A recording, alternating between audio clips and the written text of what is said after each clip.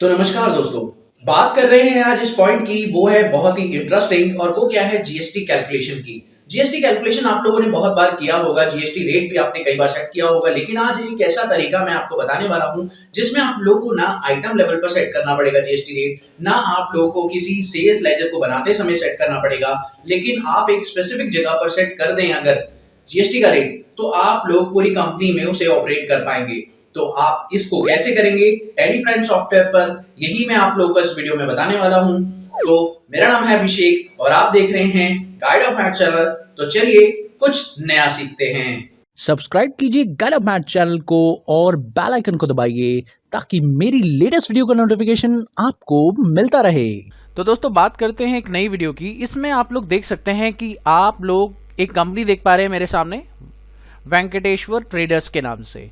इस कंपनी के अंदर मैं आप लोगों को कुछ चीजें दिखाना चाहूंगा, पहले आप लोग वो देखिए ध्यान से। तो चलिए देखते हैं। सबसे पहले तो आप लोग यहां चलते हैं ऑल्टर पर, और ऑल्टर पर जाने के बाद आप एक बार स्टॉक आइटम को देखिए, जहां पर बहुत सारे स्टॉक आइटम मैंने क्रिएट कर रखे हैं। अभी आप देख सकते हैं यहां पर कोई भी स्टॉक आइटम मैं ओपन करता हूं तो आप देख सकते हैं यहां पर आप लोग को एक चीज दिखाई दे रही होगी, जीएसटी इज अनएप्लीकेबल। दोस्तों ये आप लोग देखिए कि इस पर जीएसटी एप्लीकेबल नहीं है, ठीक है। अभी आपने आइटम देखा 50-50 बिस्कुट, ठीक है। अब मान लीजिए कि ऐसा ही और भी आइटम्स है, जितने भी आइटम्स है सभी आइटम्स आप ओपन करके देख सकते हैं, चाहे कोई भी आइटम हो, सभी पर जीएसटी मैंने क्या कर रखा है, अनडिफाइन कर रखा है।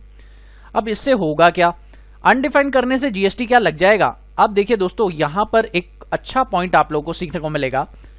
अगर आपको ये पता है कि आपको आइटम लेवल पर आपने जीएसटी सेट नहीं किया, तो आप और किस लेवल पर अपना जीएसटी सेट कर सकते हैं। दोस्तों एक और लेवल है जहां पर आप अपना जीएसटी सेट कर सकते हैं, वो है लेजर लेवल।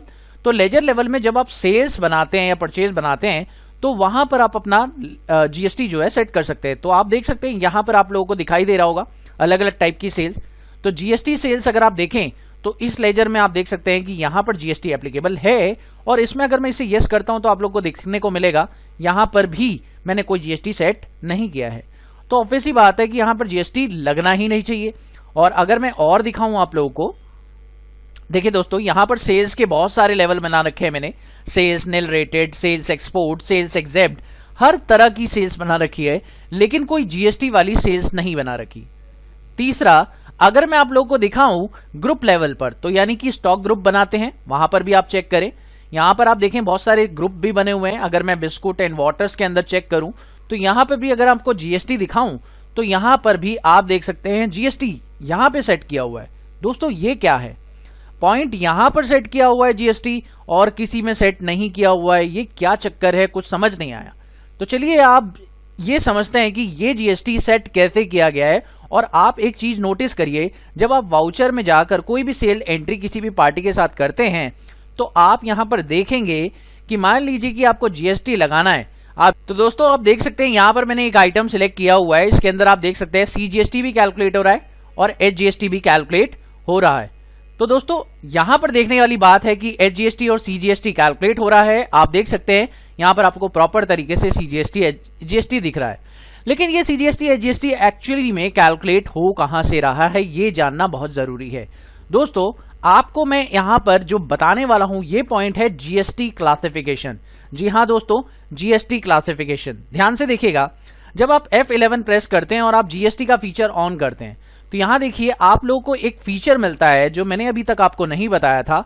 यहां पर जो फीचर है वो है एक और नया पॉइंट, वो है एनेबल जीएसटी क्लासिफिकेशन।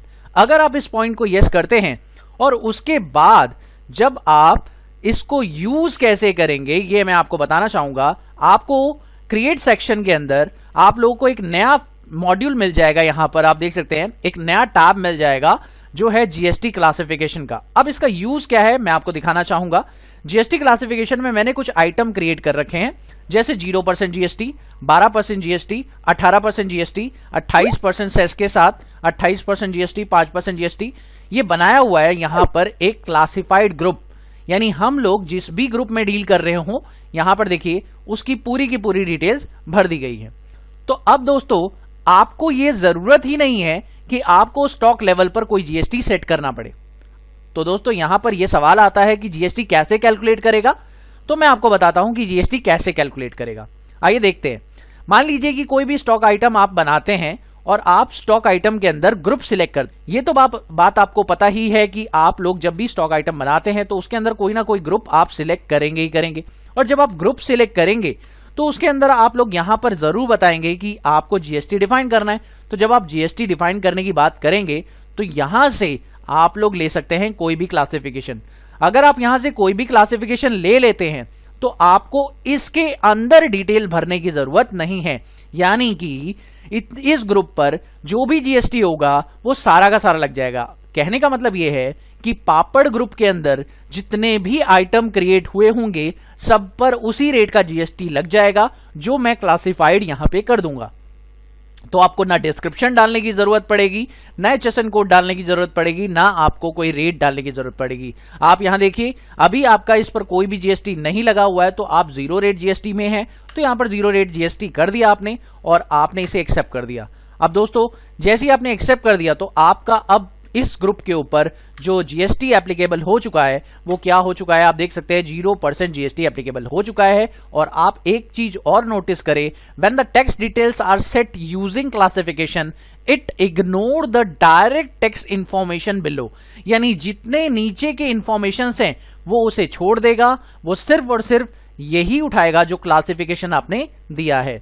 तो इसका सिंपल सा मीनिंग ये है कि आप लोग अगर किसी भी क्लासिफिकेशन में किसी भी ग्रुप के अंदर, जैसे मान लीजिए एक और ग्रुप उठा लेते हैं और यहां पर इस ग्रुप के अंदर अगर आप जाएं तो इस ग्रुप में आप देखें यहां पर सेट ऑल्टर जीएसटी डिटेल पर जब आप यस करते हैं और यहां पर आप देख सकते हैं यहां पर 12% आपका जीएसटी है। और अगर मान लीजिए कि आपका 12% इस ग्रुप पे नहीं है, आपका 18% है, तो आपने अगर क्लासिफिकेशन दे दिया कि भाई मैं 18% जीएसटी इस पर लगाऊंगा, तो आप अगर ये बता देते हैं 1 अप्रैल से, तो अब से इस गुड्स पर जो नीचे के रेट दिए गए थे वो नहीं रीड करेगा, वो सिर्फ और सिर्फ वही रेट रीड करेगा जो आपने अभी दिए हैं। तो आप देख सकते हैं मैं दोबारा इसे ओपन करता हूं, आप देखिए यहां पर दोबारा से अगर जाते हैं तो आपको वही ऑप्शन दिख रहा है जो मैंने सेट किया है।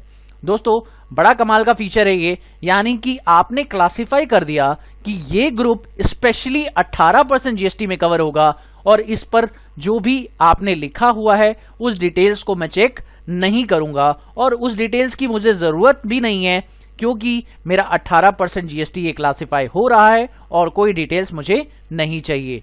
अगर मैं इसे अनडिफाइन कर देता हूं तो वो मुझसे पूछेगा कि आप ये बताइए कि आप स्पेशली कोई ग्रुप अलग रेट में डील कर रहे हैं, स्पेशली अगर आप किसी एक ग्रुप में डील कर रहे हैं तो यहां से आप लोग क्लासिफिकेशन दे सकते हैं। लेकिन अगर मान लीजिए आप बहुत सारे आइटम्स में डील कर रहे हैं, अलग अलग आइटम्स में डील कर रहे हैं, तो स्पेशली इस ग्रुप के लिए आप कुछ और रेट रखना चाहते हैं तो यहां से आप लोग इसे अनडिफाइन करिए और उसके बाद यहां पर दूसरा रेट रख सकते हैं। लेकिन अगर आपको इन्हीं में से कोई रेट लेना है, यहां तो मैंने सारे रेट लिख दिए, लेकिन अगर आपको इनमें से सिर्फ स्पेसिफिकली एक ही रेट में डील कर रहे हैं आप लोग, तो मान लीजिए 18% वाले गुड्स डील कर रहे हैं, यहां पे आपने एक क्लासिफिकेशन बना दिया कि 18% है, तो आप इस ग्रुप को 18% ही फिक्स कर देंगे। इसका मतलब आप इस ग्रुप के लिए कभी 12%, कभी 5% नहीं कर पाएंगे। आप हमेशा के लिए इस ग्रुप को सेट कर देते हैं कि ये 18% जितने भी इसके अंदर आइटम क्रिएटेड होंगे इस ग्रुप के अंदर स्पेशली, तो आप उस पर जीएसटी ऑटोमेटिकली कैलकुलेट कर देंगे 18%। दोस्तों ये पॉइंट इसलिए कमाल का है क्योंकि इसमें कहीं पर भी आपको जीएसटी एप्लीकेबल करने की जरूरत नहीं पड़ती। चाहे आप सेल्स का लेजर बना रहे हो, चाहे आप कोई भी लेजर बना रहे हो, वहां पे जीएसटी एप्लीकेबल नॉट एप्लीकेबल आपने किया नहीं किया उसकी कोई भी जरूरत नहीं है। आप ये कर दीजिए, आपका सारा काम आराम से हो जाएगा। तो मुझे उम्मीद है कि दोस्तों आप लोगों को ये पॉइंट अच्छे से समझ में आया होगा। अगर आप लोगों को कोई डाउट है तो आप लोग मुझे कमेंट सेक्शन में पूछ सकते हैं। Thank you so much for watching my video. Have a wonderful day दोस्तों। Happy learning. बाय।